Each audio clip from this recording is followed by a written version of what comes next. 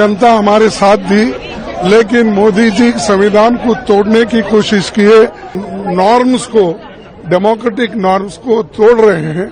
इसीलिए आज हम ये दिखाना चाहते हैं, भाई मोदी जी आप संविधान के तहत चलिए।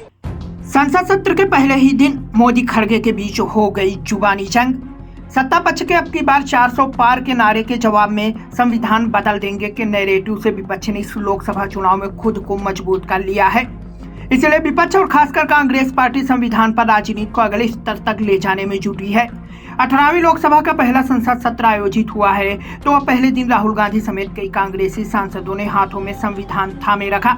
यहाँ तक कि गृह मंत्री अमित शाह जब सांसद पद और इससे जुड़ी गोपनीयता का शपथ लेने जा रहे थे, तब राहुल गांधी ने संविधान की प्रति लहराई।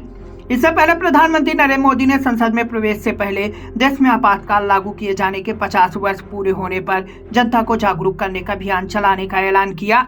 इस पर कांग्रेस अध्यक्ष मल्लिकार्जुन खड़गे हत्थे से उखड़ गए। उन्होंने पीएम मोदी को कठोरता से जवाब दिया।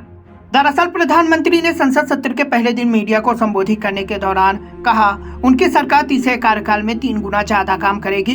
विपक्ष को भी नसीहत देते हुए उन्होंने कहा कि देश को एक जिम्मेदार विपक्ष की जरूरत है। उन्होंने इंदिरा गांधी की सरकार में आपातकाल लगाए जाने का जिक्र करते हुए कहा, कल भारतीय लोकतंत्र पर लगे काले धब्बे के 50 साल पूरे हो रहे हैं। नई पीढ़ी यह नहीं भूलेगी कि कैसे भारतीय संविधान को खत्म कर दिया गया, कैसे देश को जेल में तब्दील कर दिया गया और लोकतंत्र को बंदी बना लिया गया। इस 50वीं बरसी पर देश यह संकल्प लेगा कि ऐसा दोबारा कभी नहीं होगा।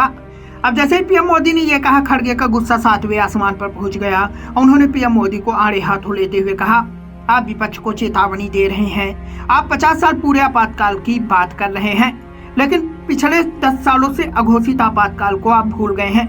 खड़गे ने कहा कि जनता ने मोदी जी के खिलाफ जनादेश दिया है। कांग्रेस प्रमुख ने कहा कि विपक्षी गठबंधन संसद के अंदर और बाहर लोगों की आवाज को उठाएगा।